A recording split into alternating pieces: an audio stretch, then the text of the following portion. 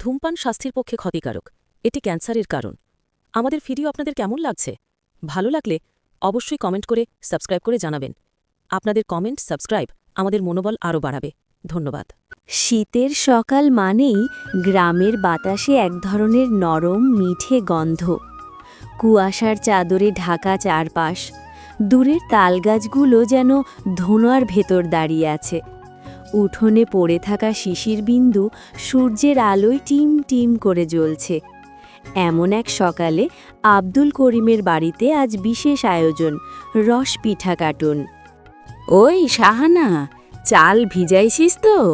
শীতের পিঠা বানাইতে চালটা ঠিকমতো ভিজানো চাই।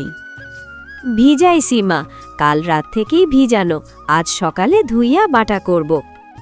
দিদিমার কণ্ঠে অভিজ্ঞতার দৃঢ়তা। তিনি এই বাড়ির শীতের পিঠার ইতিহাস। কত শীত যে কেটেছে তার হাতে বানানো রসপিঠার স্বাদ নিয়ে তার হিসাব নেই। দিদিমা, রসপিঠা কি খুব মিষ্টি হবে?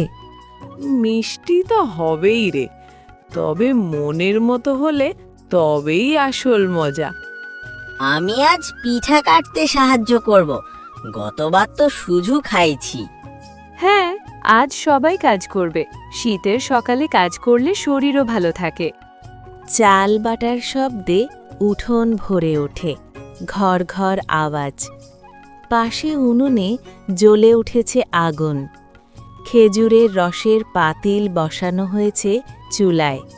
এই রসটা কিন্তু আজ ভোরে গাছ থেকে নামানো, একদম খাঁটি। তাই নাকি? তাইলে আজ পিঠার স্বাদ আলাদা হইব। খেজুরের রস ফুটতে শুরু করলে চারপাশে এক ধরনের মোলায়েম ঘ্রাণ ছড়িয়ে পড়ে। সেই ঘ্রাণ শীতের সকালকে আরও উষ্ণ করে তোলে। শোনো সবাই, রস ফুটলে বেশি নাড়াচাড়া করা যাবে না, ধৈর্য লাগে। পিঠার খোল বানানো হচ্ছে।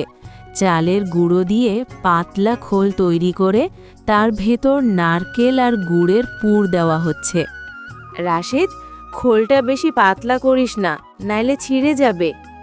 ঠিক আছে মা, আস্তে আস্তে করছি। উঠোনে তখন এক উৎসবের আবহ। কেউ খোল বানাচ্ছে, কেউ রস নাড়ছে, কেউ আবার আগুন জ্বালাচ্ছে। ওই করিম ভাই, আজ তো দেখি বড় আয়োজন। আসেন কাকা, শীতের সকালে পিঠা না খাইলে কি চলে? তা ঠিক, এই পিঠার টানে তো আইসি। সবাই হেসে ওঠে। রসপিঠা তখন ফুটন্ত রসে ছাড়া হচ্ছে। এই সময়টা সবচেয়ে গুরুত্বপূর্ণ। পিঠা রসে ছাড়ার পর ধীরে ধীরে সেদ্ধ হইতে দিতে হবে।